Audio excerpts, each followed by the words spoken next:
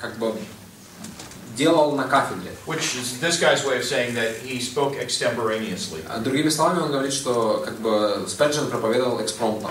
Now he says, during Sunday afternoon, he repeated the same process, preparing for his evening discourse. Он говорит, что в воскресенье днем он делал то же самое, готовясь к вечерней проповеди. And now he quotes Spurgeon. Он цитирует Сперджена. Spurgeon told him, if I had a month assigned to me to prepare a sermon, Сперджен говорит, что если бы у меня был месяц, I'd spend 30 days and 23 hours on something else, and then the last hour I would make the sermon. Он говорит, что если бы у меня был месяц для того, чтобы приготовить проповедь, я бы провел 29 дней, 23 часа, занимаясь чем-то другим, и последний час приготовил бы эту проповедь. And Spurgeon says, if I couldn't do it that way, then I couldn't do it in a month. И Сперджен говорит, что если бы я не смог ее приготовить таким образом, я бы не смог приготовить ее за месяц. The American writer says, that sounds like a risky process. Американец говорит, Сперджен был рискованным парнем.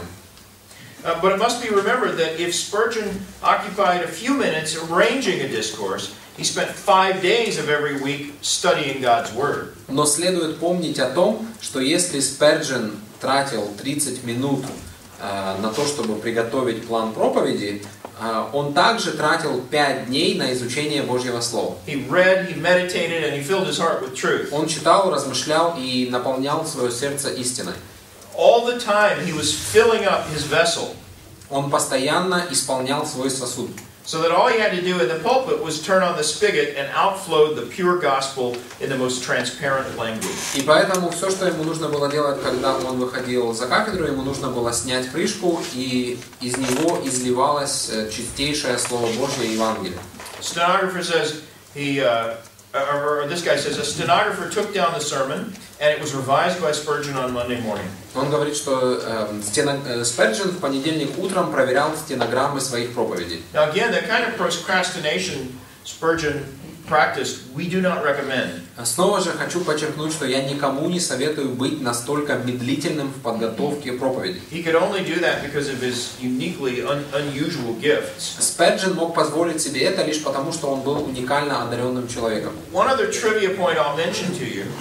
Еще один интересный факт из жизни Сперджена. This American writer goes on to say that Spurgeon told him that in his early years he used to get stage fright. Американец говорит о том, что Сперджен рассказывал о том, когда он был молодым, у него была боязнь сцены. Он боялся выступать перед аудиторией. In the worst cases, it caused him to vomit. И он говорит, что иногда он настолько трепетал от страха, что ему нужно было вырвать, чтобы потом он мог продолжить. I'm not sure if I believe that account. Но я не знаю, насколько в это можно верить. Because you remember Spurgeon said that after his baptism, he never again had any kind of fear to speak. Потому что Сперджен сказал, что когда он принимал крещение, он с того момента никогда не чувствовал страха перед людьми. So, all right, we need to move on and talk about Spurgeon's controversies. Итак, давайте теперь перейдем к тем спорам, в которые был вовлечен Сперджен. You could select any random year of Spurgeon's ministry in London and you'd find he was embroiled in one controversy or another. В любой год, можно выбрать любой год служения Сперджена в Лондоне и увидеть, что он был замешан либо в одном споре, либо в другом. He didn't go looking for controversies. И это не значит, что он просто ходил и искал, в какой бы спор вмешаться. He wasn't the type of personality that loved to be in combat. Он не был человеком по своему характеру, который любил ссориться. In fact, he despised conflict. И как мы уже отмечали раньше, он презирал конфликты. And yet, controversy pursued him no matter what he did or what he said. Но тем не менее конфликты постоянно возникали вне зависимости от того, что он говорил. Now, if you have only a superficial knowledge of Spurgeon, you might not be aware of that. И если мы не очень хорошо знаем о жизни Сперджена, то, возможно, нам неизвестно следующее. Because for most of the 20th century, it seems Spurgeon was portrayed by his admirers as an always amiable, easy to get along with, very likable kind of person. Большую часть 20 века его поклонники описывали его как очень милого, кроткого, любимого всем человека. And I think he was all those things. И действительно он был хорошим, кротким человеком. But that doesn't rule out the fact that he had to engage in controversy. Но тем не менее он чувствовал необходимость отстаивать истину. And that's what Spurgeon's later biographers seem not to want to talk about. И более поздние биографы Сперджена не любят освещать эту часть его жизни. Because Spurgeon was admired by everybody. Потому что Сперджен был любим всеми. Arminians like him. Арминяне любили его. Calvinists like him. Кальвинисты любили его. Baptists like him, of course. Конечно же, баптисты любили But его. even non-Baptists like him. И не баптисты любили его. It doesn't matter who you talk to. Practically everyone from the 20th century on had a positive impression of Spurgeon. Начиная с 20 века, с кем бы вы ни говорили, у всех было положительное впечатление от Сперджена. It wasn't like that during Spurgeon's lifetime. Но ситуация была абсолютно другой во время Сперджена. By the way, one of the most interesting books about Spurgeon was written by a German Lutheran who admired him. Одна из самых интересных книг о Сперджене была написана немецким лютеранином, которому понравился Сперджен. His name was Helmut Thielicke. Do you know that name? No. Его звали Гельмут Thielicke. And Thielicke wrote a book called Encounter with Spurgeon. И он написал книгу, которая называется «Встреча со Спердженом». And it's an interesting book. Some of it is quite good. Интересная книга, много там интересного.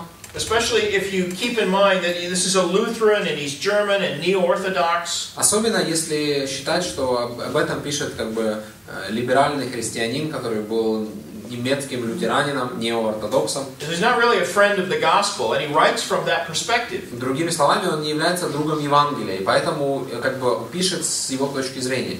Let me quote from him from another context. Что он говорит в своей книге? So this is not from his book on Spurgeon. This is from a different book. Это не его книга о Сперджене, это его другая книга. He says to do theology is to understand Christian truth afresh. Он говорит, заниматься богословием – это понимать заново христианскую истину. He said theology, true theology, has nothing to do with timeless truth. Он говорит, что истинное богословие не имеет ничего общего с вечной истиной.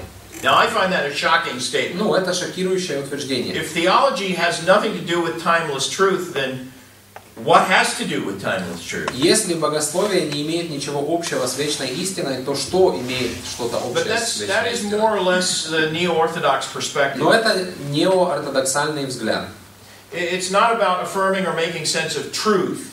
Для них важно не объяснять истину. It's about inventing sort of your own kind of religion and trying to fit it into Christian patterns as much as you can. И придумывать какие-то свои собственные религиозные ощущения и пытаться внедрить их в контекст христианства. So in one context, that's how Thielicke said theology should be done. Поэтому вот как этот человек Thielicke писал о религии и богословии. And yet he admired Spurgeon for doing theology the way he said it's not supposed to be done. Но тем не менее он полюбил Сперджена, несмотря на то, что он занимался богословием так, как этот человек не считал необходимым. I'll read you the opening paragraphs of his book on Spurgeon. Что этот немецкий автор пишет о Сперджене? Я прочитаю вам несколько первых абзацев из его книги. He says, there weren't many good preachers in the 19th century. Он говорит, в 19 веке было мало хороших проповедников. But there was one who had at least 6,000 people in his congregation every Sunday. Но был один, которого приходили послушать как минимум 6 тысяч человек каждое воскресенье. His sermons were sent for many years by cable to New York City, where they were reprinted in the leading newspapers of the United States. Он говорит, что его проповеди телеграфом отправлялись в Соединенные Штаты, где они печатались в ведущих изданиях этой страны. He filled the same pulpit for almost 40 years without becoming dry and boring. Он говорит, что он проповедовал с одной и той же кафедры около 40 лет и никогда не становился сухим и скучным. He says he was like a bush that burned without being consumed. Он говорит, он был подобно кусту, который горел и не сгорал. He says he wasn't like modern mass evangelists. Он говорит о том, что он не был похож на современных массовых евангелистов. He didn't manipulate people. Он не манипулировал людьми. He worked through the power of the word which created its own hearers and changed souls. Он говорит, что он использовал силу Божьего Слова, которая призывала свою собственную аудиторию и изменяла души. He says, it was not his word. Это было не его слово. It was not something he merely heard. Это было не что-то, что он просто где-то услышал. It was the word of God. Это было Божье Слово. And the message never ran dry because he was never anything but a recipient. И его проповеди никогда не становились сухими, потому что он был всего лишь получателем. And he goes on to say, it might be well for a time like ours to learn from this man. И он говорит, сегодня нам можно научиться у него. I think Thalek himself would have been a more reliable professor of theology if he had learned from Spurgeon. Мне кажется, что, скорее всего, этому человеку нужно было как раз и научиться у Сперджена. But the point I want to make here is that almost everyone wants to claim Spurgeon. Но почему я процитировал это? Для того, чтобы продемонстрировать, что каждый человек хочет, практически каждый хочет отождествить себя со Спердженом. 20th century Christians seem to think of Spurgeon like a big, lovable teddy bear. В 20 веке в христианстве Сперджен это такой плюшевый мишка, которого хочется поддержать всем. They want to make him perfectly safe. Они хотят сделать его абсолютно безопасным. They think he was always devotional and never doctrinal. Они думают, что он всегда говорил о каких-то devotional. Значит, он всегда был... You could say always practical. Да, он всегда говорил о каких-то практических, жизненно важных вопросах и никогда не говорил о вопросах доктрины. They want to portray him as broadly ecumenical. Они хотят показать, что он был экуменистом. And the truth is, Spurgeon wasn't any of those things. И Сперджен на самом деле не был ни одним из вышеперечисленных. He was a convinced Calvinist. Он был убежденным кальвинистом. He was an outspoken critic of everything that's novel or superficial in theology. Он был критиком всего, что было нового и поверхностного в богословии. In his lifetime, he was despised and frequently ridiculed as a theological dinosaur. В свое время его презирали и насмехались над ним, как над богословским динозавром. He was engaged in one controversy or another for virtually his whole ministry. И практически всю свою жизнь он провел, споря то с тем, то с другим. And in the face of modernism and ecumenical pressure, he became a rigorous separatist. И в свете модернизма и религиозной поверхности он стал сепаратистом. In short, Spurgeon embodied everything neo-orthodoxy rejects about historic evangelical theology. По сути, Сперджен вместил в себе все, что так презирает неортодоксия в историческом христианстве. He was a strong vocal defender of practically every doctrine that liberals like to attack. Он постоянно защищал любую доктрину, на которую нападали либералы. And he firmly believed that the offense of the cross ought to be declared openly. И он был убежден в том, что оскорбительная весть креста должна так и проповедоваться. He did not approve of those who wanted to water down or shape the gospel so that it wouldn't be so offensive to the culture. Он критиковал тех, кто пытался разбавить Евангелие или каким-то образом подогнать его под культуру, чтобы культура не так сильно оскорблялась им. After those early years when the newspapers portrayed him as a young upstart, спустя несколько лет после того, как в газетах печаталось о том, что он был молодым и неопытным, he was usually criticized for being behind the times. Его стали критиковать за то, что он уже старый слишком. He lived in the modern era when people were enthralled with science and new discoveries. Он жил в эпоху модернизма, когда люди были увлечены наукой и научными открытиями. But his heroes were the Puritans and their theology. Но его героями были пуритане и их богословие. Those were years when Dickens novels were the best-selling books of the time. В те годы книги Чарльза Диккенса были бестселлерами того времени. But Spurgeon preferred reading non-fiction from the church fathers. А Сперджен предпочитал читать богословские труды отцов церкви. He hated superficial, stylish, worldly religion. Он ненавидел поверхностную, модную религию. There's a book that's devoted to Spurgeon's major controversies. I don't know if it's been translated into Russian, The Forgotten Spurgeon. Yes, it is translated. Okay, Ian Murray's book, The Forgotten Spergeon, На русский язык переведена книга Иоанна Мюррея, которая называется «Забытый Сперджен». is an account of some of the major controversies that Spurgeon engaged in. В этой книге он говорит о самых главных спорах, в которых участвовал Сперджен. And then a few years ago, the Banner of Truth magazine published an article that I've kept linked at the front of the Spurgeon archive ever since. И несколько лет назад это же издательство, которое называется «Баннер истины», Banner of Truth, оно на своем сайте опубликовало статью, которую я всегда преподношу как первую ссылку на своем сайте о Сперджене. The article is titled, "Are you sure you like Spurgeon?"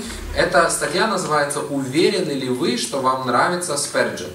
And the article points out that Spurgeon's doctrinal firmness set him against almost everybody else by the end of his ministry. И в этой статье говорится о том, что доктринальная непоколебимость Сперджена фактически настроила его против всех в конце его служения. Because he rejected every fashionable religious trend of his era. Потому что он отвергал всякие модные нововведения, поверхностные и мирские своей эпохи. And so what I want to do in this time that remains this morning is give you a little glimpse of the real Spurgeon. Поэтому сегодня, в то время, которое у нас осталось, я хочу, чтобы мы могли увидеть настоящего Сперджена. Although he was criticized as a fossil and an outdated person in his time. Несмотря на то, что его назвали окаменелостью и чем-то устаревшим, he still speaks to our time. Он по-прежнему актуален и сегодня. And the people who seemed stylish and forward-thinking in his time,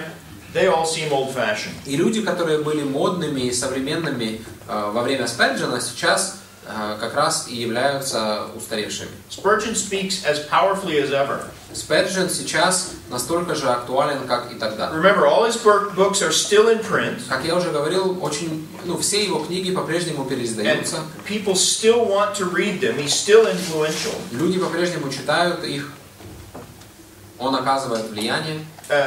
Even these controversies he engaged in are still relevant to us. Даже эти споры, в которых он участвовал, по-прежнему важны для нас. Just about all of Spurgeon's controversial writings are as timely now and as relevant now as they were the day they were written. И поэтому даже то, что Сперджен написал в пылу этих споров, также важно для нас, как оно было важно тогда. And that suggests that Spurgeon chose his battles well. И это указывает на то, что Сперджен не тратил свои силы понапрасну. For the past 8 years or so, I've been posting excerpts from Spurgeon on my blog every week. Последние 8 лет я на своей веб-страничке размещаю какие-то отрывки из Сперджена каждую неделю. Most of the excerpts I choose are from his controversial writings. Большинство отрывков, которые я размещаю на своей страничке, они были написаны Спердженом в полемике со своими критиками. And it continues to amaze me how week after week after week, one of the first comments I get, no matter what I post, is, "Wow, it sounds like Spurgeon was writing today." И меня не перестает удивлять, что каждую неделю, когда люди комментируют насчет того, насчет этих цитат Сперджена, они говорят: не может быть, как будто бы Сперджен пишет о сегодняшнем дне. Because he was dealing with the same issues that trouble the church today. Потому что Сперджен боролся против тех же проблем, которые существуют в церкви сегодня. Things like the atonement. Например, искупление. Entertainment in the church. Развлечение в церкви. The authority of Scripture and the centrality of Scripture in church ministry. Авторитет и централитет Писания в церковном служении. In fact, you'd have to look hard to find any controversy that Spurgeon engaged in that isn't still relevant today. И трудно найти какой-то спор, в который бы ввязался Сперджен, который бы до сих пор не был важен сегодня. And again, you'll find as you read the works of Spurgeon, it doesn't matter if you're at the beginning or the end of his ministry, these points of controversy run all the way through. И, как я уже сказал, Сперджен, хотел он того или нет, но на протяжении всего своего служения постоянно находился в состоянии полемики с критиками. He often said he was weary of the battle. Он часто говорил о том, что он устал сражаться. But he never backed away from the fight. Но он никогда не переставал бороться. And in fact, Spurgeon himself said, and most of his biographers agree, that it was the stress from the controversies that hastened his death. Сам Сперджен говорил, и биографы также подчеркивают это, что тот стресс, в котором он находился из-за этих баталий, также способствовал его кончине. And I think you and I can learn a lot from studying how Spurgeon fought, what he fought over, and we need to observe how faithfully and how fiercely he fought. И мне кажется, что мы можем извлечь для себя полезные уроки из той полемики, которую вел Сперджен, и из того, насколько усердно и непоколебимо он боролся за истину. He never fought for his own reputation or stature. Он никогда не ввязывался в какие-то споры, предметом которых была его репутация и его статус. He always fought for the truth and the honor of God. Он всегда сражался за истину Божью. Now, as I said, he was a reluctant controversialist. Как я уже сказал, Сперджен не любил конфликты. When he came to the New Park Street pulpit, I don't think he expected that controversy would follow him for his entire ministry. Когда он оказался в церкви New Park Street, он не думал о том, что ему придется оправдываться и спорить и бороться до конца своего служения. But when he arrived in London, both fame and infamy immediately overwhelmed him.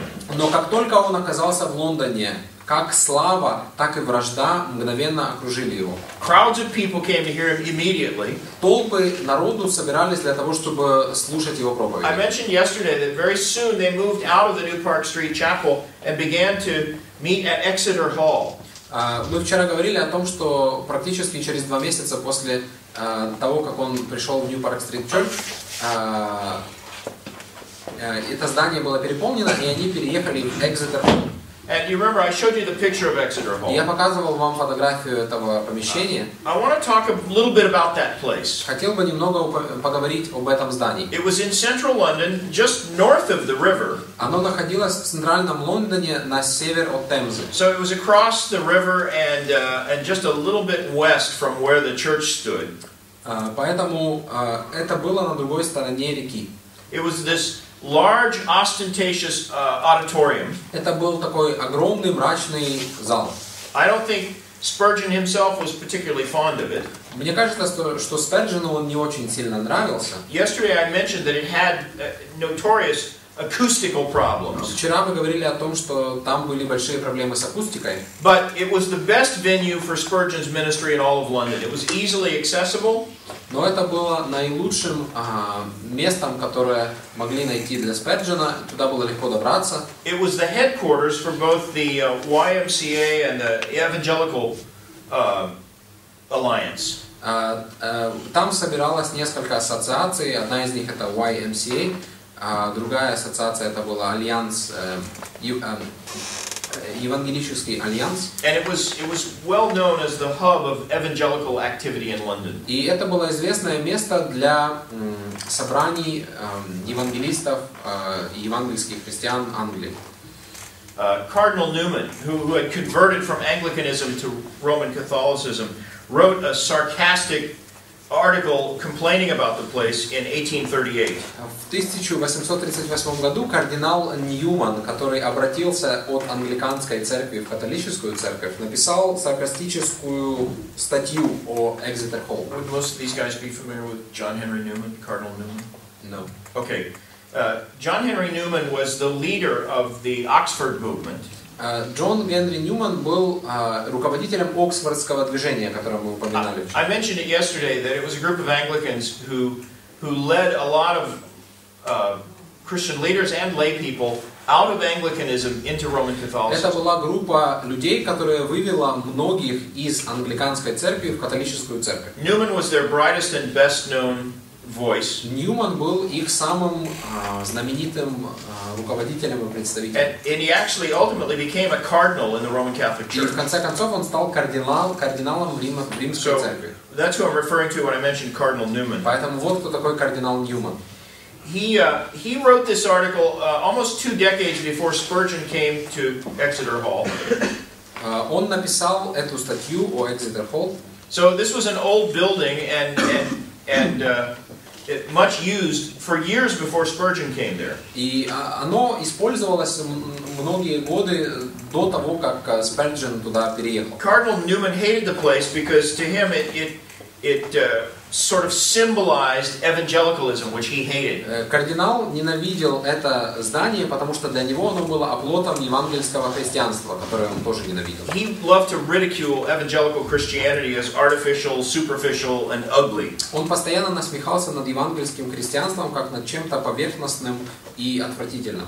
And in Newman's time, the evangelical movement was beginning to deserve that sort of ridicule. И, к сожалению, во времена Ньюмана порой евангельское движение заслуживало некоторых таких ремарок. Evangelicals were already flirting with pragmatism and shallow anti-intellectualism. Потому что евангельское движение в то время уже начало флиртовать с прагматизмом и поверхностным интеллектуализмом. Major changes had taken place in British evangelicalism in the first half of the 19th century. Очень большие изменения в начале 18 века произошли в английском евангельском движении. And most of the changes were not good. И большинство из этих изменений были плохими. The Baptists, for example, had come a long way from the days when they were put in stocks. What do you call it? Колода. Okay. Баптисты уже их никто не забивал в колоду. Evangelicalism had, and the Baptist theology as well, had gained some popularity with upper and middle class people. Евангелисты и евангельские христиане и баптисты стали более популярными в средних и высших классах общества. And evangelicals desperately wanted to be seen as respectable. И евангельские христиане очень сильно хотели выглядеть уважаемыми. Exeter Hall symbolized that. It was in one of the most exclusive streets in London. И Экзетер Холл был символом респектабельности, потому что он находился в одной из самых знаменитых улиц Лондона. There was that massive pipe organ and the choir loft behind the speaker. За кафедрой стоял огромный орган. And Spurgeon was one of the few speakers who could actually make himself heard in that massive room. И Сперджен был одним из единственных